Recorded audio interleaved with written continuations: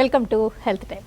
ఈ లాక్డౌన్ టైంలో personal hygiene ముందు నుంచే మంచిదనే తెలిసినా ఇప్పుడు వ్యక్తిగత శుభ్రత గురించి పరిశుభ్రత గురించి చాలా తెలుసుకున్నాం. అది ముందు ముందు పాటించాల్సిన అవసరం ఉంది. అంతేకాకుండా మన పర్సనల్ థింగ్స్ కూడా లైక్ మొబైల్ కానీ, కీస్ కానీ, పర్సెస్ కానీ, పెన్స్ ఇలాంటివి ఏవైనా ఉన్నా కూడా అవి కూడా శుభ్రంగా ఉంచుకోవాల్సిన పరిస్థితులు. మరి ఇవన్నీ ఎంతకాలం కంటిన్యూ అవుతాయి? ఈ కరోనా గురించి ఏ విషయాలు జాగ్రత్తలు తీసుకోవాలి? ఈ లాక్డౌన్లో అలవాట్లు కంటిన్యూ చేయాల్సి ఉంటుందా? స్వస్థలాలకు వెళ్ళొచ్చని వాళ్ళకు సెంట్రల్ గవర్నమెంట్ ఇచ్చింది. మరి స్వస్థలాలకు వెళ్ళే వాళ్ళు ఇంకేమైనా కేర్ తీసుకోవాల్సి ఉంటుందా జర్నీస్ చేసేటప్పుడు కానీ? ఇలాంటి విషయాలన్నీ అడిగి తెలుసుకుందాం. ఫిజిషియన్స్ డాక్టర్ ప్రశాంతి గారిని అడిగి అండ్ డాక్టర్ రామకృష్ణ గారు. హలో అండి, welcome to the show. Doctor Prashanthi గారు, ఇవాళ ఒక న్యూస్ వచ్చింది కదండి, ఎవరి స్టేట్కి వాళ్ళు వెళ్ళొచ్చని, వలస కూలీలు కానీ లేదా ఏదైనా తీర్థయాత్రలకు వెళ్ళిన వాళ్ళు, అదర్ ప్లేసెస్లో స్ట్రక్ అయిన వాళ్ళు వెళ్ళొచ్చు అని. అంటే ఎట్ ద సేమ్ టైం కొంచెం గ్రూప్స్లోగా వెళ్ళే రిస్క్ ఉంటుంది అండ్ జర్నీస్ చేసేటప్పుడు కొంచెం రిస్క్ ఉంటుంది. ఇలాంటి విషయాల పట్ల ఎలాంటి జాగ్రత్తలు తీసుకోవాలి? అదే నిన్న నైట్ సెంట్రల్ గవర్నమెంట్ ఆర్డర్ ఇచ్చిందండి. ఇక్కడ ఇండియాలో వేరే వేరే డిస్ట్రిక్ట్స్లో ఇప్పుడు మన తెలుగు అమ్మాయిలు అబ్బాయిలు కోటా అనే ఏరియాలో యూనివర్సిటీలో చదువుకుంటున్నారు. సో వాళ్ళది మొన్న టీవీలో చూపించారు, వాళ్ళకి పరిస్థితులు బాగాలేవు, మమ్మల్ని మా ఇంట్లోకి చేర్చండి అని. ఇలా చాలామంది చాలా చోట్ల ఇరుక్కుపోయారు అండ్ వాళ్ళకి కరెక్ట్ ఫుడ్ కానీ షెల్టర్ కానీ లేదు. సో సెంట్రల్ గవర్నమెంట్ ఇప్పుడు మనకు ఐడియా చాలా బాగుంది, like which is the most hot spot, which is green spot, అట్లా మనకు ఎక్కడెక్కడ ఎక్కువ ఉన్నాయి కేసులు అవన్నీ అవగాహన ఉన్నాయి. సో ఇంకా ఇప్పుడు కొంచెం మనము లాక్డౌన్ ఇది 2-3 వీక్ ఆల్మోస్ట్ 1.5 month 2 months అయిపోతుంది, 40 days అవుతుంది ఇప్పుడు. సో న్యాచురల్లీ వీళ్ళు everyone is more aware. So ఇప్పుడు గవర్నమెంట్ నిర్ణయించిన దానికి వాళ్ళు తీసుకునే దాంట్లో కూడా నిన్న అమిత్ షా గారు అనుకుంటాను చెప్పారు, ఇది బస్సెస్లో ఏ బస్సెస్లో తీసుకెళ్తారో ఆ బస్సెస్ని వాళ్ళంతా క్లీనప్ చేసి సోషల్ డిస్టెన్సింగ్ దాంట్లో పాటిస్తారని, వాళ్ళకి తీసుకువెళ్ళేటప్పుడు గుంపులుగా కాకుండా సోషల్ డిస్టెన్సింగ్ చైర్స్ అలా అరేంజ్ చేసి వాళ్ళని సేఫ్గా వాళ్ళ ఇళ్ళకి వదులుతారని చెప్పారు నిన్న. సో ఈ ప్లాన్లో కూడా సైంటిఫిక్గా అన్నీ పాటిస్తూనే ఇది చేయాలనేసి అమిత్ షా గారు చెప్పారు. అంటే గవర్నమెంట్ తీసుకునే చర్యలు తీసుకున్నా ఎవరికి వాళ్ళకి పర్సనల్గా అవేర్నెస్ కూడా ఉండాలి. స్టూడెంట్స్ అయినా ఎవరైనా కానీ అంటే ఆ డిస్టెన్స్ మెయింటైన్ చేయడం, ఇంటికి వెళ్ళగానే వాళ్ళు ఎలాంటి జాగ్రత్తలు తీసుకోవాలి, ఏమన్నా సిమ్టమ్స్ కనిపిస్తే వెంటనే హాస్పిటల్స్కి అప్రోచ్ అవ్వడం, ఇలాంటి విషయాల పట్ల అవగాహన ఉండాలి. డాక్టర్ రామకృష్ణ గారు, అంటే ఇప్పుడు ఈ లాక్డౌన్లో అలవాట్లు అసలు ఇంతకుముందు నుంచే మంచివనే తెలుసు, ఈ పర్సనల్ హైజీన్ కానీ హ్యాండ్ వాష్ కానీ, అయితే ఇప్పుడు ఎక్కువగా నెంబర్ ఆఫ్ టైమ్స్ ఎక్కువైనాయి. ఇది కానీ ఈ మాస్క్ కానీ లేకపోతే ఇలాగ ఈ ఎక్కువసేపు అట్లా వీలైనంత ఇంట్లోనే ఉండడం, సోషల్ డిస్టెన్స్ మెయింటైన్ చేయడం, ఈ అలవాట్లు ఎంతకాలం కంటిన్యూ అవుతే బెటర్? అసలు ఈ పరిస్థితుల గురించి మీరేమంటారు? ఈ లాక్డౌన్ వచ్చిన తర్వాత అసలు మన జీవన విధానం పూర్తిగా మారిపోయిందండి. ఇక్కడ ఫస్ట్ మనం చూసుకునేది ఏంటంటే, అసలు లాక్డౌన్ పెట్టి సోషల్ డిస్టెన్సింగ్ అంతా బాగా చేసిన తక్కువ మరణాలు ఉంటాయి, బాగా చెయ్యకపోతే ఎక్కువ మరణాలు ఉంటాయనే ప్రూఫ్ అయితే ప్రపంచంలో ఎక్కడ లేదండి, ఫస్ట్ పాయింట్. అండ్ అలా అని చెప్పి నేను కంప్లీట్గా దీనికి వ్యతిరేకంగా నేను చెప్పడం అనుకోలేదు. సో మనం కొన్ని కంట్రీస్ తీసుకుంటే అసలు లాక్డౌన్ పెట్టలా, స్వీడన్ పెట్టలా, ఇజ్రాయెల్ పెట్టలా. అసలు ఏ రూల్స్ లాక్డౌన్ పెట్టినా కూడా రూల్స్ ఫాలో అవ్వకుండా గుంపులుగా తిరిగే పాకిస్తాన్, బంగ్లాదేశ్లో కూడా ఎక్కువగా కేసులు నమోదవడం వేరు, మరణాలు రావడం వేరండి. ఇది కరోనా అనేది 2 months బ్యాక్ రిపోర్ట్ ప్రకారం 50 to 70% of the whole world will get infected, వస్తుంది ఇది ఇన్ఫెక్షన్. కానీ మరణాలు వేరు, కేసు పాజిటివ్ రావడం వేరు. ఇది ఒకటి పక్కన. ఈ లాక్డౌన్ వచ్చిన తర్వాత మన లైఫ్ స్టైల్ మొత్తం మారిపోయింది. మనం ఏంటి అంటే వింటర్ సీజన్ నుంచి స్ప్రింగ్ సీజన్ నుంచి సమ్మర్ టు రైనీ సీజన్ మనం అలా ఎక్స్పోజ్ అవుతూ అలా అడాప్ట్ అవుతూ వెళ్ళాలి. ఈ లాక్డౌన్లో we're practically bypassing summer, going in to the rainy season from spring. దానివల్ల ఏమవుతుందంటే రైనీ సీజన్లో వచ్చే మామూలు జబ్బులు కూడా మనకి ప్రమాదకరంగా మారే అవకాశం ఉంటుందండి. రెండోది ఏంటి అంటే, మన బాడీలో కొన్ని లక్షల కోట్ల వైరస్లు, బ్యాక్టీరియాలు మన బాడీలో ఉంటాయి. మనం కరోనా పేరు చెప్పి వాటన్నిటిని చంపేస్తున్నాం చాలా. ఇప్పుడు ఫర్ ఎగ్జాంపుల్ రోడ్స్ మీద డిస్ఇన్ఫెక్షన్ స్ప్రే చేస్తున్నారు, అది చాలా తప్పు. శుభ్రమైన రోడ్ల మీద డిస్ఇన్ఫెక్షన్ స్ప్రే చేయడం వల్ల కరోనా వైరస్తో పాటు మిగతా వైరస్లు కూడా చనిపోతాయి. సో దానివల్ల ఏమవుతుందంటే వైరస్ని పూర్తిగా అంతం చేయడం అనేది జరగని పని అండి. అంటే కాలక్రమేణా దానికి మ్యుటేషన్ వచ్చి దానిలో మార్పులు వచ్చి ఇది జరగాలి తప్ప అసలు వైరస్ లేకుండా చేయడం అనేది అది జరగని పని.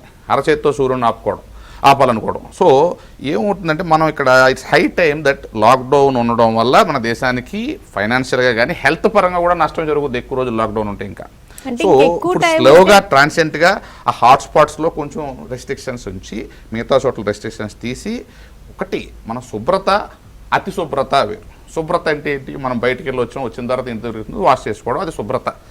ప్రతి గంటకి ఒకసారి వాష్ చేసుకోవడం, 15 సార్లు చేతులు వాష్ చేసుకోవడం అతి శుభ్రత. దానివల్ల నష్టం జరుగుతుంది. 2, ఈ మాస్క్ వేసుకుంటే అందరూ కూడా బయట తిరిగే వాళ్ళు అందరూ మాస్క్ వేసుకోవడం వల్ల వైరస్ రాదు అని అయితే ఎక్కడ ప్రూఫ్ లేదండి. Only high risk people, health care workers ఏదైనా ప్రొసీజర్ చేసేటప్పుడు అంటే జపాన్లో నెంబర్ ఆఫ్ కేసెస్ తక్కువ ఉండడానికి కానీ కంట్రోల్లో ఉండడానికి కానీ వాళ్ళకి ముందు నుంచే ఈ మాస్క్ వేసుకోవడం అండ్ హ్యాండ్ షేక్స్ వాళ్ళు అవాయిడ్ చేసి నమస్తే చెప్పడం లేకపోతే బౌ చేయడం ఇలాంటి అలవాట్ల వల్లనే అక్కడ కంట్రోల్లో ఉంది అంటున్నారు కదా.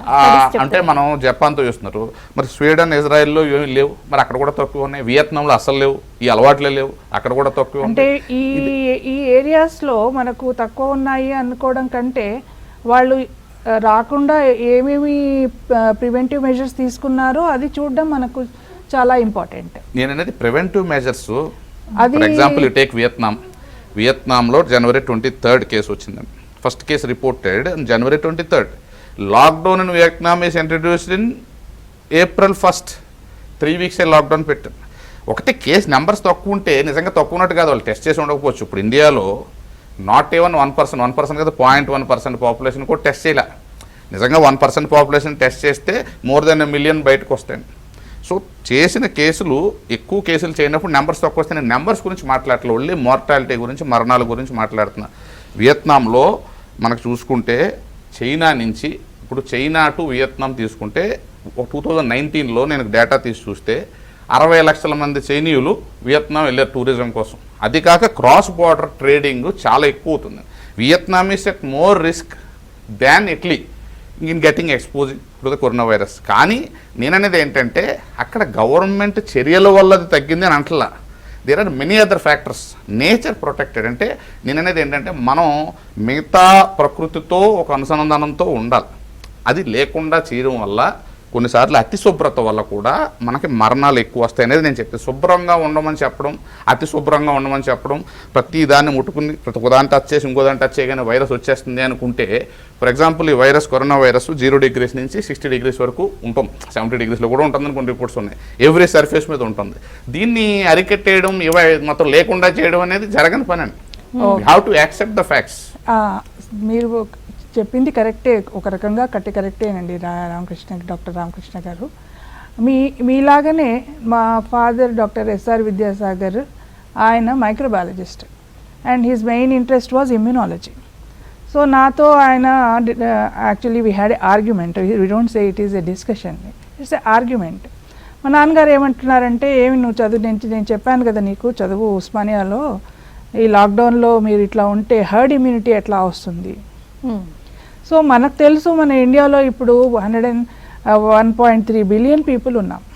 ఇప్పుడు స్వీడన్ అయినా, జపాన్ అయినా కానీ, వియత్నాం, ఇవన్నీ చిన్న చిన్న కంట్రీస్. సో మన దేశంలో ఒక గజానికి ఉండే మనుషులు 100 గజాలకు ఉండే మనుషులు ఆ దేశాల్లో లేరు. తర్వాత మా నాన్నగారు చెప్పారు ఏంటంటే, హర్డ్ ఇమ్యూనిటీ డెవలప్ అవుతాయి. ఇప్పుడు 100 మంది ఉన్నారనుకోండి, 100లో అందరూ కరోనాకి ఎక్స్పోజ్ అవుతే 80% వాళ్ళల్లో సిమ్టమ్స్ ఉండవు, 15% వాళ్ళల్లో మైల్డ్ సిమ్టమ్స్ ఉంటాయి, 3 to 5% వాళ్ళు depending on their condition they will die. So అదే అట్లా మనము లాక్డౌన్ లేకుండా మనము ఒకరినొకరిని చూసుకోకుండా ఇట్లా లేకుండా అందరూ మనం ఫ్రీగా తిరిగింటే, అంటే కరెక్ట్ హర్డ్ ఇమ్యూనిటీ రావడంలో తప్పు. ఎవరైతే సేవ్ అవ్వాల్సిన వాళ్ళు ఉన్నారో వాళ్ళందరూ ఇప్పుడు అందరినీ వదిలేసినాం అనుకోండి, ఎస్ ఈ corona virus it will become a normal thing in our country. కానీ ఆ 1.3 బిలియన్ పీపుల్లో ఉన్న మనుషుల్లో ఆ 2%, 3% మీరు లెక్కలు వేసుకుంటే ఎంతమంది ఉంటారు చెప్పండి. ఈజ్ ఎనీవన్ అంటే మన హెల్త్ ఇన్ఫ్రాస్ట్రక్చర్లో అంతమంది పేషెంట్స్ ఒక్కటేసారి ఎక్స్పోజ్ అయితే దానివల్ల మన హెల్త్ కేర్, మన హాస్పిటల్స్, మన డాక్టర్స్, మన health care system can not cope it. అంటే సో గ్రాడ్యువల్ లాక్డౌన్ అనేది ఒక గ్రాడ్యువల్ గా ఎక్స్పోజ్ అవుతే గ్రాడ్యువల్ గా ఎక్స్పోజ్ అయిన వాళ్ళు ఏమవుతున్నారు, మిగతా వాళ్ళు అట్లా. సో సడన్ గా మనం లాక్డౌన్ తీసేసి అందరూ బయటకు వచ్చేస్తే ఆ మరణాల సంఖ్య, ఆ sickness we cannot see, we will see people dying just.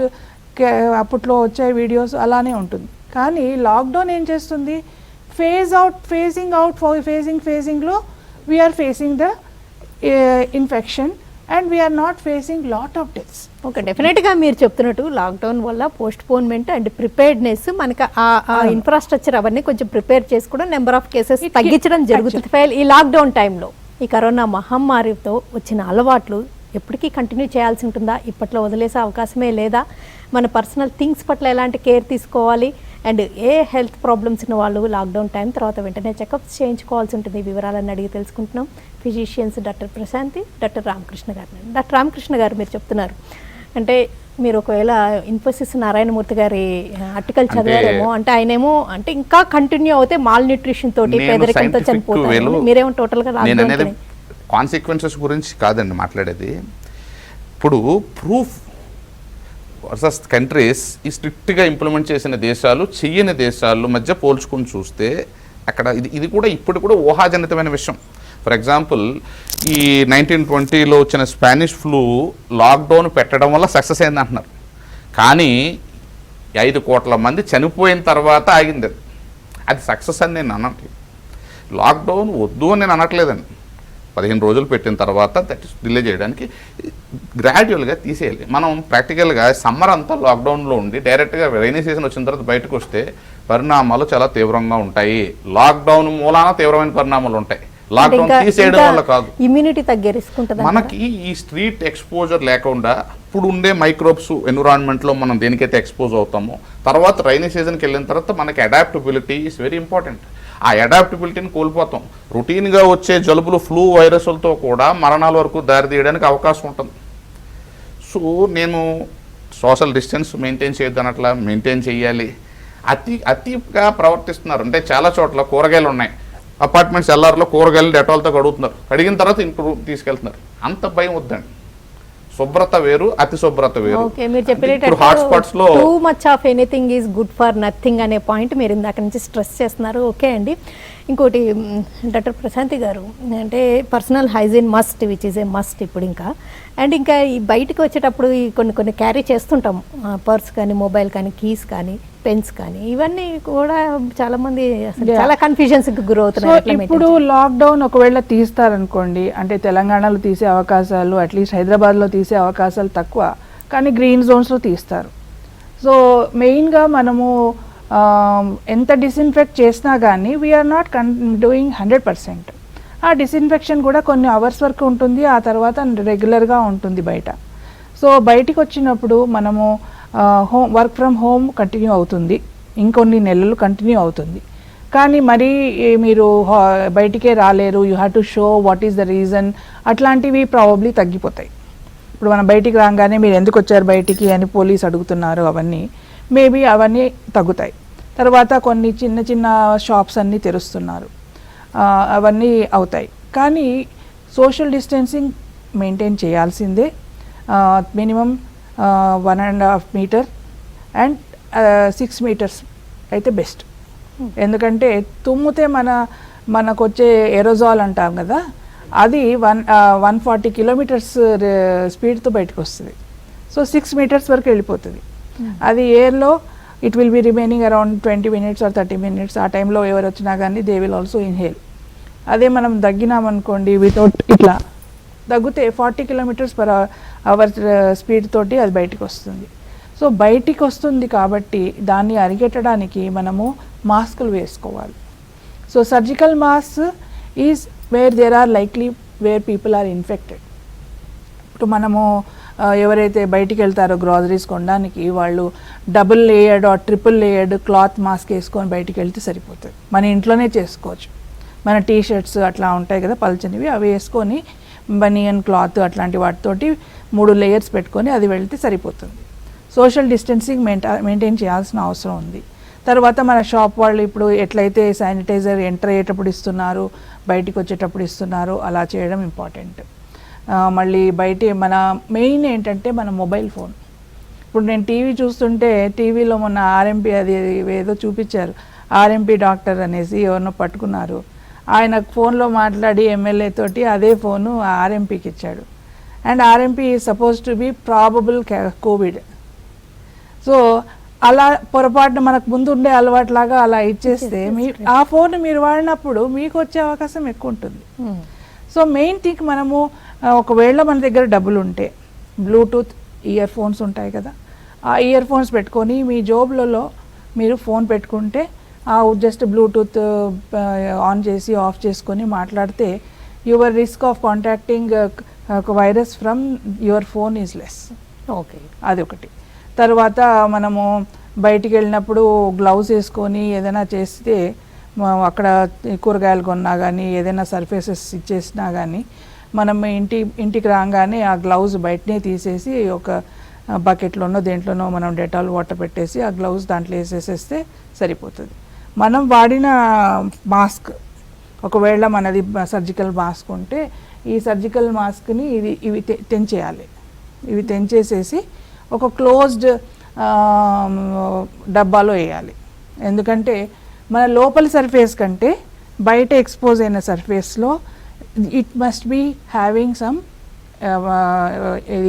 Particles of anything. So దీనివల్ల వచ్చే అవకాశము ఎక్కువ ఉంటుంది. దీని మీద ఆర్గానిజము ఎక్కువసేపు ఉంటుంది, almost 10 to 12 hours outside of the మాస్క్లో ఉంటుంది అని చెప్పారు. అవి తెంచేసి పడేస్తే వేరే వాళ్ళు యూస్ చేయలేరు.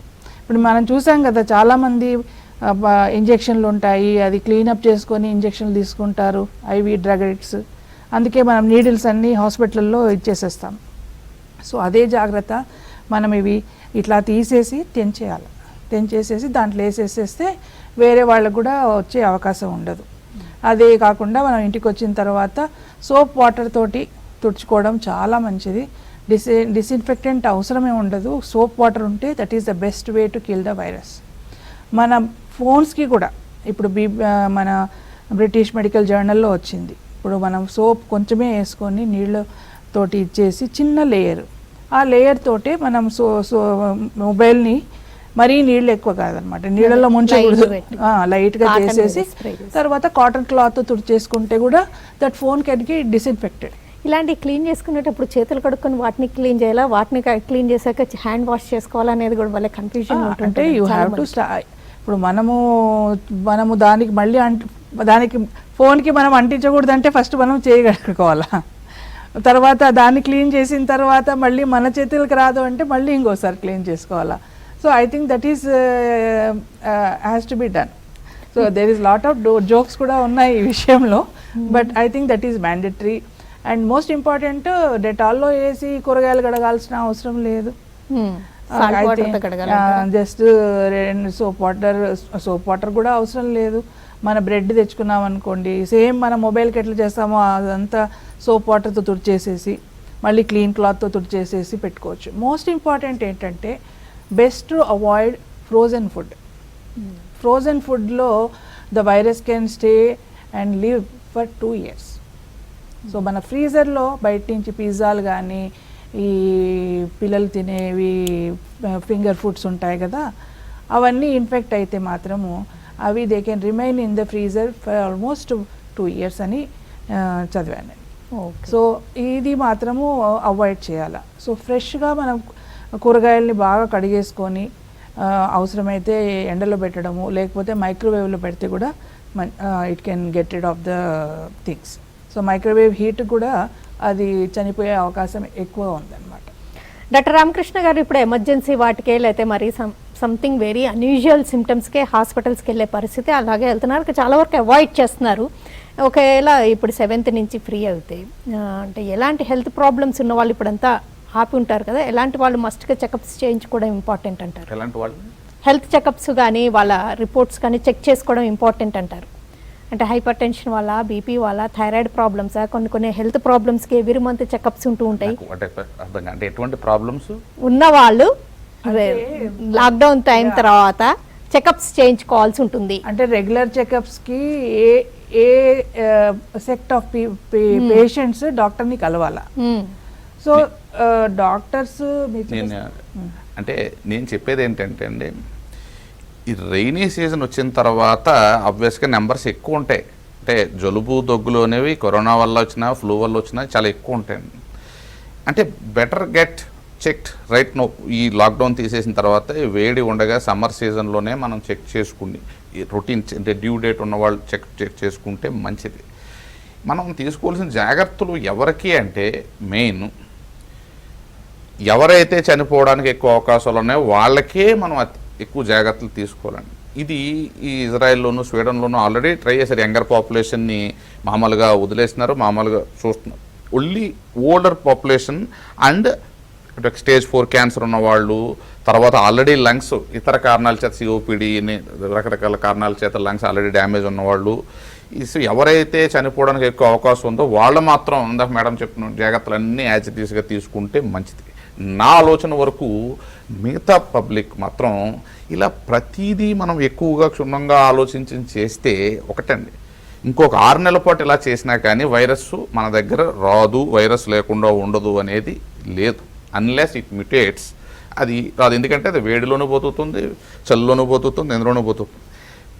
ఇది ఇంకోటి ఏంటంటే ఇవన్నీ చేసినా కూడా కరోనా ఆగిపోయింది అనే ఎవిడెన్స్ ఎక్కడా లేదండి. మనం ఏంటంటే ఇలా చేయడం వల్ల ఇన్ని కేసులు రావాల్సినవి ఇన్ని కేసులు వస్తున్నాయి అని మనం అనుకుంటున్నాం. మనకి ఇప్పుడు ఇండియాలో నెంబర్స్ చూస్తే 27,000 ఎంతో వచ్చింది. కానీ యాక్చువల్గా టెస్ట్ చేస్తే చాలా ఉంటాయండి. టెస్ట్ చేయలేదు కదా, అసలు టెస్టే చేయలేదు మనం అనుకుంటున్నాం. కానీ అభివృద్ధి ఇండియానే కాదండి, అభివృద్ధి చెందుతున్న దేశాల్లో మరణాలు తక్కువ ఉన్నాయి. ఎందుకు తక్కువ ఉన్నాయి అనే దాన్ని మనం అందరం ఆలోచన చేయాలి. ఎందుకు తక్కువ ఉన్నాయి? పాకిస్తాన్లో తక్కువ ఉంది, బంగ్లాదేశ్ తక్కువ ఉంది, వియత్నాం తక్కువ ఉంది, కంబోడియా తక్కువ ఉన్నాయి. వై అంటే మేబీ వెస్టర్న్ కంట్రీస్లో వాళ్ళు అవలంబించే విధానాల్లో ఏదో ఒక లోపం ఉంది, ఉండబట్టే ఇది జరుగుతుంది. మనం ఎగ్జాక్ట్గా ఆ డేటానే తీసుకుంటున్నాం. ఇటలీలో ఇంతమంది ఇలా చనిపోయారు కాబట్టి ఇక్కడ కూడా అలా చనిపోతారు. కానీ ఇటలీలో ఎవరో విరోచనాలతో సంవత్సరానికి 50,000 మంది చిన్నపిల్లలు 5 నుంచి 14 సంవత్సరాల వయసులో 50,000 మంది విరోచనాలతో చనిపోతున్నారు భారతదేశం. స్వైన్ ఫ్లూలతోనూ, డెంగూలతోనూ, మలేరియాలతోనూ ఎక్కువ మంది అక్కడ చనిపోలేదండి. సో ఈ ఫ్యాక్టర్స్ అన్నీ మనం అంటే అది ఇట్స్ క్లియర్ కదండి. మనకి బీసీజీ వ్యాక్సిన్ వల్ల ఇమ్యూనిటీ ఉండడం వల్ల మలేరియా టీబీ ఎక్కువ ఉన్న ప్రదేశాల్లో ఆబ్వియస్గా మైక్రోబ్ ఎక్స్పోజర్ ఎక్కువ ఉంటుందండి. దాని మూలాన మనకి రక్షణ కలుగుతుంది, కానీ బీసీజీ వ్యాక్సిన్ వల్ల అయితే కాదు. బీసీజీ వ్యాక్సిన్ వల్ల వస్తే బీసీజీ వ్యాక్సిన్ తీసుకుని ఎవరికి ఇది రాకూడదు. ఇక్కడ ఒకటండి, మన ఇమ్యూనిటీ కాదు. ఇప్పుడు ఈ కరోనా వచ్చినప్పుడు మరణాలు ఎందుకు జరుగుతున్నాయి, లోపల జరిగే మెకానిజం ఏంటి? సైటోకైన్ స్టార్మ్ అంటే ఏంటి? మన ఒంట్లోని యాంటీబాడీస్ ఆ యాంటీజెన్ కొట్టుకోవడం వల్ల రిలీజ్ అయ్యే chemicals nothing but cytokine Storm. So ఇక్కడ వాట్ వీ నీడ్ ఈస్ ఆ సైటోకైన్ స్టార్మ్ తక్కువ ఉండాలి. మనకి ఇమ్యూనిటీ కనుక ఉంటే అసలు ఇన్ఫెక్షన్ రాకూడదు, అసలు మనకి సిమ్టమ్స్ రాకూడదు, జలుబు దగ్గు ఏమి రాకూడదు. ఇప్పుడు ఫ్లూకి ఇమ్యూనిటీ ఉందంటారు, ఫ్లూకి మనకు హర్డ్ ఇమ్యూనిటీ లేదండి. మనం టాలరేట్ చేస్తున్నాం, ఫ్లూ వచ్చినది తీవ్రంగా వెళ్లకుండా ఆగుతుంది మనందరికీ. అలానే సో కరోనా కూడా హర్డ్ ఇమ్యూనిటీ రానక్కర్లేదండి. టాలరెన్స్ లెవెల్స్ అంటే సైటోకైన్ స్టార్మ్ రాకుండా ఉండేటట్టుగా మన బయోమ్ అంటే మన బాడీలో ఉన్న మైక్రోబ్ స్ట్రక్చర్ అంతా అనుకూలంగా ఉండాలి. ఇప్పుడు వరకు ఇదంతా నేను చెప్పింది ఎక్కడ పేపర్ రాసింది కానీ ఎవిడెన్స్ కానీ లేదు.